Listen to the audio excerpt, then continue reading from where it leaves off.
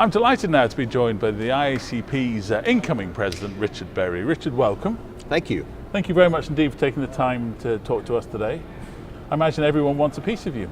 It's a busy time. As you're coming in to be president, you find out you have a lot more friends than you ever realized that you have, especially when you're a host agency and they didn't get a hotel reservation till the last minute. So it's pretty amazing.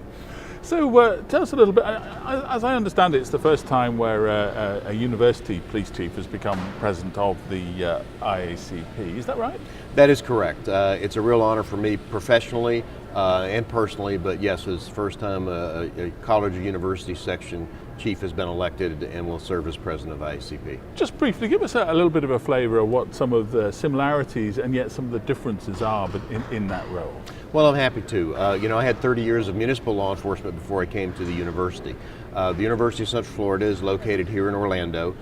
We have about 65,000 students. We have about 12,000 faculty and staff at numerous facilities, including a medical school, a hospitality school, a digital film school. Wow. So we provide a host of educational opportunities. We're a complete service law enforcement agency on top of that. We run our own 911 center. We do uniform patrol, we do investigations. And then one of the big challenges on every university in this country is special events.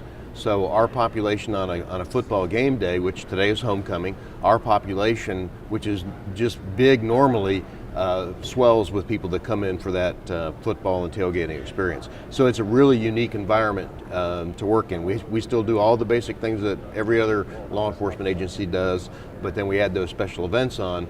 And for my personnel, they haven't had a day off in 3 weeks because we've had 3 back-to-back home football games. So while it's exciting, it's a lot of work too. Now you come in to be president of the IACP, interesting times, both for the IACP and for law enforcement more generally. What are some of your goals for the year as president? Well, I've set a few priorities. The first one is cybercrime. This is the biggest crime wave we've ever faced. It's not going away, and they're very difficult cases. So what we want to do is we want to try to bring all those important pieces of the puzzle together. I just got done with a meeting with the FBI director and trying to harness those resources, because while we're bound by jurisdictional boundaries, the bad guys are sitting across the world and they're stealing money out of your bank account. They're stealing our technology. Our companies are at risk, our people individually at risk, and we're going to try to come up with best practices of how we can help protect everyone and all our citizens, no matter where you're at. What are some of your other priorities? Well, one of the other things that we're looking at is I'm a big believer in trauma care, and what we've seen from active shooter situations, not only here in the United States but across the globe, is we know our officers are going to get hurt.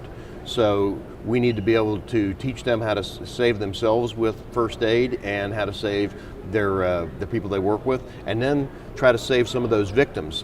The old days of waiting for the medical team to get there 15 minutes later does not work with trauma cases. So we're going to provide our people, and I think law enforcement has to be prepared to step up and handle those medical issues. And we're seeing the agencies are being very receptive.